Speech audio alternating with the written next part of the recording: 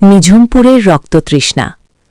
অর্পণ যখন নিঝুমপুরের পুরনো স্টেশনে নামল তখন ঘড়িতে বিকেল ৫টা, কিন্তু কুয়াশা আর ঘন জঙ্গলের কারণে মনে হচ্ছিল গভীর রাত।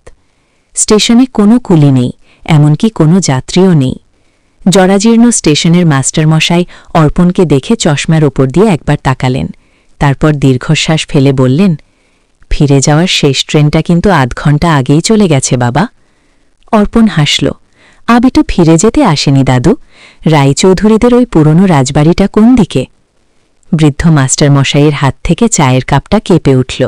তিনি নিচু স্বরে বললেন, ওদিকে যেও না, ওখানে বাতাস কথা বলে আর মাটি রক্ত টানে।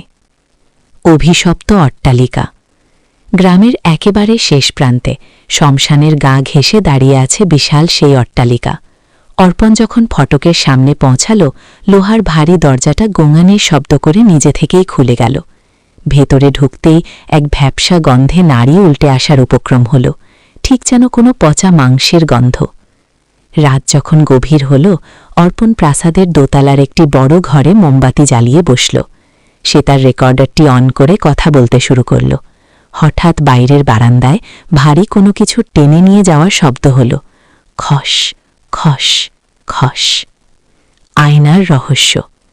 অর্পণ টর্চ নিয়ে বারান্দায় বেরিয়ে এলো।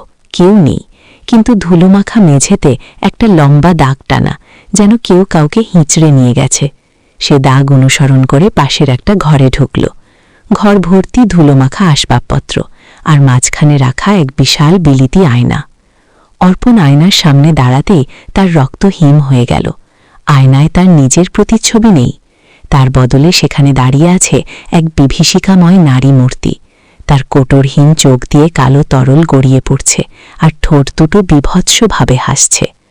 নারীটি আয়নার ভেতর থেকে ফিসফিস করে বলল, কত বছর পর কোনো তাজা প্রাণ এলো, তৃষ্ণা মিটবে আজ। অন্ধকারের আক্রমণ। হঠাৎ ঘরের সব মোমবাতি একসঙ্গে নিভে গেল। ঘুটঘুটে অন্ধকারে অর্পণ অনুভব করল একজোড়া বরফ শীতল হাত তার গলা টিপে ধরছে। সে বাঁচার জন্য ছটফট করতে লাগল, কিন্তু শক্তি যেন তার শরীর থেকে শুষে নেওয়া হচ্ছে। সে তার পকেট থেকে এক টুকরো দেশলাই জ্বালানোর চেষ্টা করল। আগুনের ফুলকি উঠতেই সে দেখল সারা ঘরটা এখন আর জরাজীর্ণ নয়, ঘরটা আলো ঝলমল করছে, আর চারপাশে ছড়িয়ে আছে অসংখ্য নরকঙ্কাল, সবার পরনে দামি সব পোশাক। তারা সবাই অর্পণের দিকে তাকিয়ে পৈশাচিক হাসি হাসছে। অর্পণ বুঝতে পারল এই প্রাসাদটি আসলে একটি সময় ফাঁদ, টাইম ট্র্যাপ। যারা এখানে ঢোকে তারা চিরকালের জন্য এই অভিশপ্ত ভোজসভার অংশ হয়ে যায়। উপসংহার। পরদিন সকালে গ্রামের মানুষ দেখল রাজবাড়ির ফটকটা আগের মতোই বন্ধ। শুধু স্টেশনের মাস্টারমশাই দেখলেন স্টেশনের ভাঙা বেঞ্চে একটা ক্যামেরা আর একটা ডায়েরি পড়ে আছে।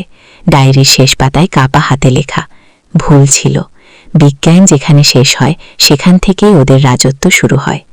অর্পণকে আর কোনোদিন খুঁজে পাওয়া যায়নি। আজও নাকি অমাবস্যার রাতে নিঝুমপুরের জঙ্গলে গেলে শোনা যায় কেউ একজন আর্তনাদ করছে, আর এক অশরীরী নারী খিলখিল করে হাসছে।